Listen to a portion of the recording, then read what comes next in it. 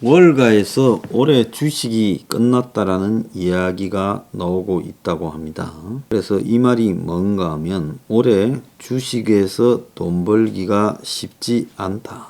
그래서 보통 월가에서는 새해 첫 5일이 나쁘면 한 해가 다 나쁘다.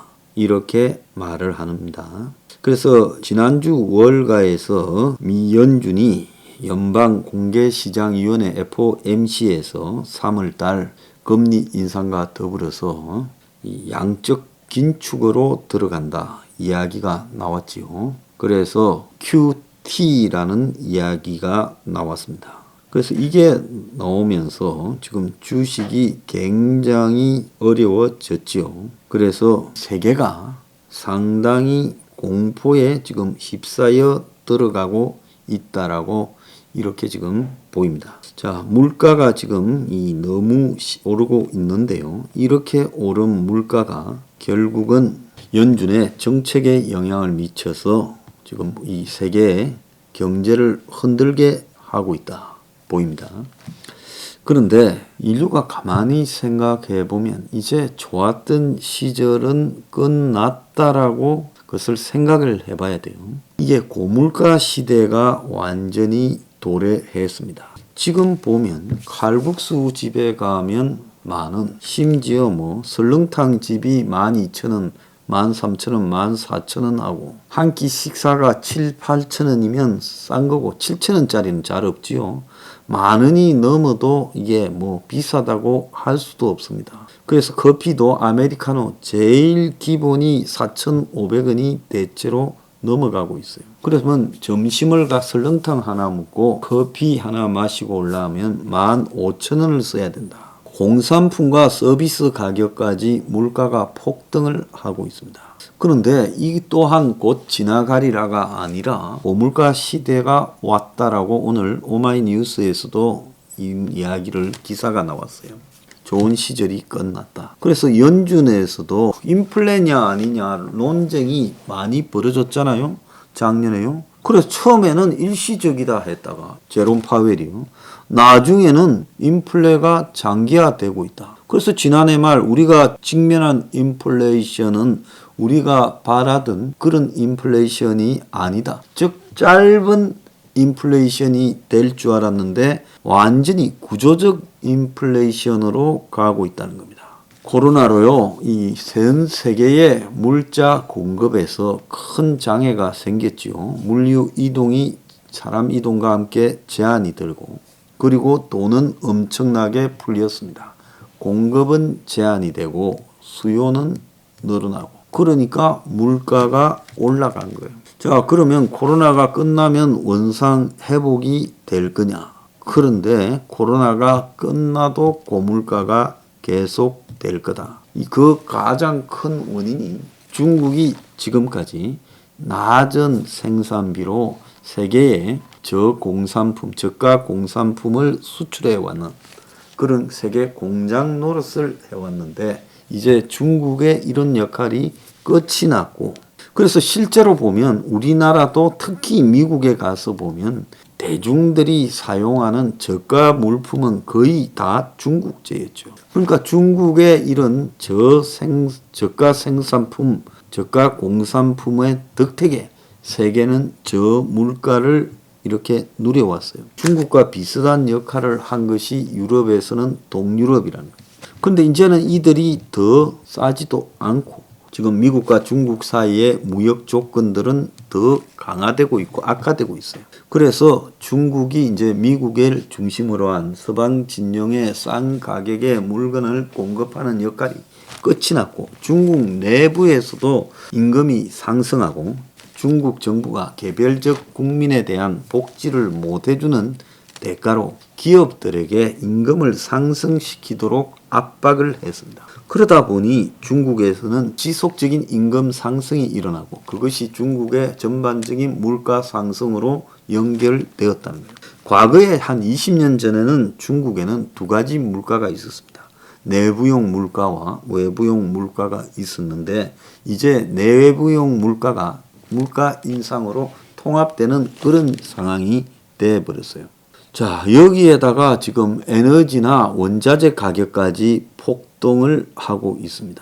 그래서 이제는 고물가 시대가 일상화되었고, 이제는 옛날 같은 저렴하게 물건을 사는 시대가 끝났다. 그래서 지금까지 물가가 싼 값에 넘쳐나는 시대가 끝이 났고, 인플레이션이 이제 세계를 덮치고 있다. 그런데 공급을 늘리자니까 이제 부딪히는 게 한두 개가 아니다. 자원을 캐내야 되는데 이 자원 캐내는 비용도 환경이니 기운이 뭐 이래가지고 어렵고, 그 다음에 공장을 돌리려니 이것도 또 환경 기후 문제에 등장하고, 이러면서 결국은 친환경 하는데, 친환경이라는 것은 엄청난 비용 증가를 물품 생산에 요구하고, 또 농산물 같은 경우에 유기농 뭐 오가닉이라든지 이러면 그게 엄청나게 농산물 가격을 폭등시키는 거겠죠. 그래서 이제 이런 속에서 지금 물가 인상이 이제 보편화되어 버렸고, 그 속에서 자산 시장의 불황이 역대급이다라는 보도가 나오고 있습니다. 그래서 공포의 봄이 온다. 그래서 이 자산 시장의 불안이라면 결국 부동산 그리고 코인 등이 엉망이 될 수 있다라는 것을 의미하는 거겠죠. 그래서 코로나 이후에 인플레가 미국 경제의 최고 내관으로 떠올랐는데, 이걸 통제하지 못할 경우 세계의 자산 시장이 완전히 무너져 내리는 상황이 올 수 있다. 공포의 봄이 온다. 그래서 3월 달에 미 연준의 금리 인상과 양적 긴축이 예고된 속에서 공급망이 혼란이 오고 인플레가 계속되면 통제 불능이 상황이 벌어지면서 주식 가격이 미국의 상반기에 10% 정도 떨어질 수 있다고 이야기가 나오고 있습니다. 자, 그래서 이것은 코로나 위기와 관련된 지금까지의 이 변동에 대한 예측을 벗어날 수 있다라는 이야기가 된다는 겁니다. 그래서 성장률을 크게 떨어뜨리면서 결과적으로는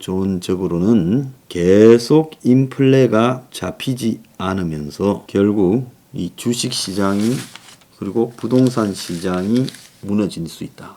미국의 통화 정책이 통하면 다행인데 안 통할 때는 1970년대의 초인플레가 재현될 수 있다라고 세계 석학들도 경고하고 있어요. 이 전미 경제학회에서 이런 말이 나왔다고는 매경이 보도를 했습니다. 그래서 우리가 이름을 다 아는 세계적 석학들이 경고를 하고 나섰는데, 스티글리츠는 기준금리 올려도 공급망 문제 해결이 안 된다라고 말을 하고 있습니다. 또 로버트 실러 교수는 6, 70년대에 그레이트 인플레이션 시대에 물가 급등을 초래한 그때 경영진 노동조합이 문제였다라고 하고 있고, 이것이 국가가 퇴보하고 있다라는 신호였는데, 자, 지금 그런 현상이 나타나고 있는데 통제가 되지 않고 있다. 그래서 연준은 인플레이션이 나아질 거라고 기대하고 있었고, 그런데 이게 초인플레이션이 돼버린 상황이면 70년대 같은 그런 상황으로 가버릴 수도 있다. 그래서 노동시장에서는 공급이 인력이 부족하고 완화된 통화 정책이 합쳐져서 이게 마치 마녀의 약처럼 미국 경제를 급속하게 인플레로 몰고 가고 있다. 그런데 이 문제뿐만 아니라 나라마다 국가 부채가 최고 수준에 도달해 있고 금리가 오르면서 재정 압박이 큰 문제로 가게 될 거라는 거죠. 그래서 미국이 QT 통화 긴축으로 돌아서면 자산시장, 주식이나 부동산 코인 가격이 크게 변할 것이고, 그리고 코로나 이후에 노동시장이 급변하면서 이제 실업률만으로 설명이 안 되는 현상이 나타날 거다라는 이야기까지 나오고 있습니다. 그래서 기존 경제 이론이 안 통한다. 자, 노동시장이 이제 전통적인 이론처럼 통하지 않는다는 거죠. 왜? 정부가 풀었던 돈 때문에 노동시장에 참여를 끓이고, 또 코로나라는 병 때문에 노동시장에 참여를 끓이는 상황이 나타나고 있고, 그리고 가상화폐는 그야말로 이제 미래를 기약할 수 없는 상황이 올 거다라고 말을 하고 있습니다. 그래서 미국 정부의 이런 재정 긴축, 통화 긴축 기조와 더불어서 한국의 추경에 대한 압박에 이 한국 국채 금리까지 올라가고 있어요. 자, 한국이 추경을 하려면 빚을 내야 될 거 아니에요? 그러니까 어떻게 되겠습니까? 한국의 국채 금리라는 것도 미국의 기준 금리와 연계될 거고, 그리고 빚을 내어야 되니 국채를 또 발행해야 되는데, 발행하는 국채는 어떻게 되겠습니까? 미국 금리보다는 높은 수준으로 가야 될 거 아니에요? 그러니까 지금 한국 국채 금리가 올라간다는 것은 일반 시중은행의 대출 이자의 상승으로 된다는 겁니다.